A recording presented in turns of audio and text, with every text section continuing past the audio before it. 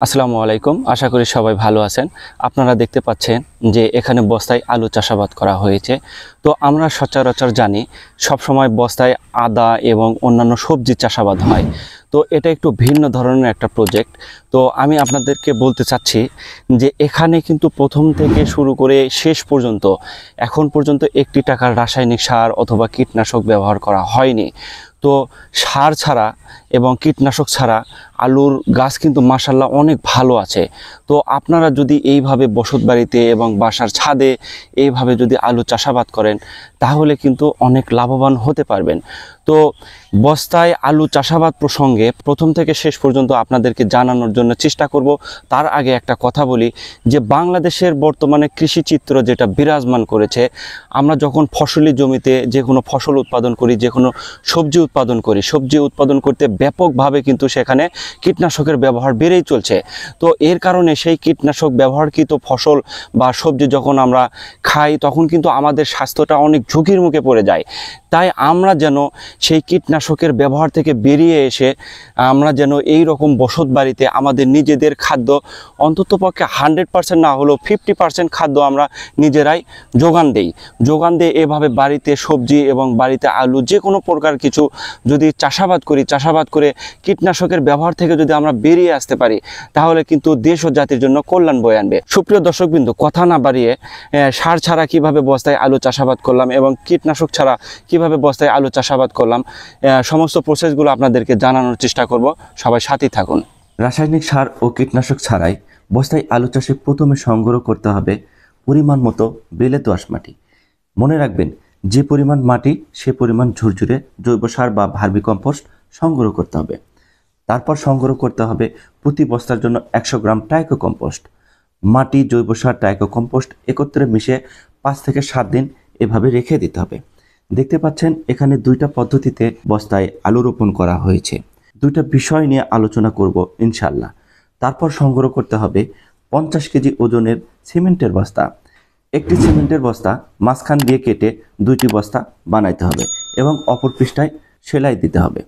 তারপর জৈব সার মিশ্রিত মাটি দিয়ে বস্তা ভরাইতে হবে। সম্পূর্ণ বস্তা ভরানো যাবে না, উপরাংশে একটু ফাঁকা রাখতে হবে যেন পরবর্তীতে গাছের গোড়ায় যেন মাটি প্রয়োগ করা যায়। আবার এখানে দেখতে পাচ্ছেন বস্তাটি না কেটে সম্পূর্ণ বস্তায় মাটি ভরানো হয়েছে এবং বস্তার মুখ সেলাই করে বন্ধ করে দেওয়া হয়েছে।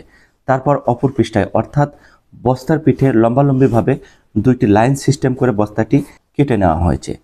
একটি লাইনে 3 থেকে 4টি করে আলু রোপণ করা যাবে। এখানে মূলত সানশাইন জাতের আলু চাষাবাদ করা হয়েছে। সানশাইন জাতের আলু মানে উচ্চ ফলনশীল জাতের একটা আলু। এটা স্বল্প জীবনকালের একটা আলু। আলুসমূহ যেভাবে কর্তন করতে হবে, সম্পূর্ণ একটা আলু হাতে নেওয়ার পর দেখতে হবে যে সাইডে আলুর গাছ বেশি পরিমাণে বের হয়েছে সেই সাইডটুকু কেটে আলাদা করে নিতে হবে, আর বাকি অংশটি অন্য কাজে বা রান্নার কাজে ব্যবহার করা যাবে। এইভাবে সমস্ত আলু কেটে নিতে হবে। অনেকে কাটা অংশে ছাই লাগায়, এইভাবে চাষ করলে ছাই লাগানোর কোনো প্রয়োজন নেই।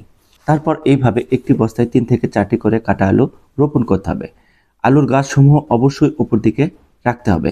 অনেকে আছে আলুর গাছসমূহ নিচের দিকে রাখে, এতে জার্মিনেশন হতে অনেক সময় লেগে যায়। তারপর ঝুরঝুরে মাটি দিয়ে আলু ঢেকে দিতে হবে। সর্বশেষ 1 ইঞ্চি গভীরতায় আলুটি রাখতে হবে।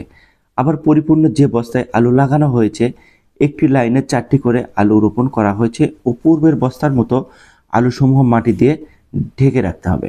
তারপর এইভাবে বস্তাগুলো নির্দিষ্ট ও পর্যাপ্ত আলো বাতাসে রাখতে হবে। এই হলো বস্তায় আলু চাষের মূল কৌশল। এখন 16 দিন পর দেখুন প্রায় সব চারাগুলো মাটিতে দৃশ্যমান হতে চলেছে। এখন কথা হচ্ছে বস্তায় আলু চাষে কয়বার সেচ প্রদান করবেন, কয়বার স্প্রে করবেন। বস্তায় আলু চাষে সেচ দিতে হবে মাত্র 2 বার। প্রথমবার 10 থেকে 15 দিন পর সেচ দিতে হবে। একটি বস্তায় সর্বোচ্চ 500 মিলি পানি প্রয়োগ করা যাবে। তারপর গাছের গোড়ায় আগাছা হলে খুব সাবধানতার সাথে তা দমন করতে হবে। তারপর ঠিক 24 থেকে 25 দিন পর গাছের গোড়ার মাটিসমূহ এইভাবে আলগা করে দিতে হবে। মাটিসমূহ আলগা করার পর জৈব সার মিশ্রিত ঝুরঝুরে মাটি এইভাবে গাছের গোড়ায় দিতে হবে। এইভাবে মাটি প্রয়োগ করার পর 2 দিন রেখে দিতে হবে এবং 2 দিন পর পূর্বের মতো 500 মিলি করে পানি সেচ দিতে হবে। এখন কথা হচ্ছে বস্তায় আলু চাষে গাছে স্প্রে করতে হবে কিনা। দেখতে পাচ্ছেন আমার এই আলু গাছের বয়স 30 থেকে 32 দিন হয়েছে।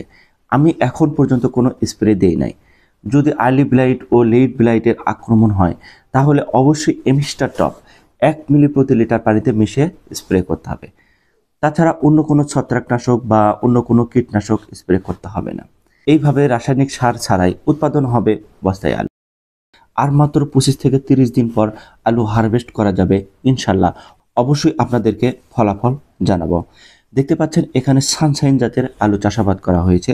এটা একটা উন্নত ভ্যারাইটির আলু, এটা বিদেশের রপ্তানিযোগ্য আলু, এটা উচ্চ ফলনশীল জাতের আলু এবং স্বল্প জীবনকালে অনেক ফলন দিয়ে থাকে। এটা এমন একটি জাতের আলু, আমাদের উত্তরবঙ্গের চেয়ে দক্ষিণবঙ্গে এই আলুর চাহিদা বেশি।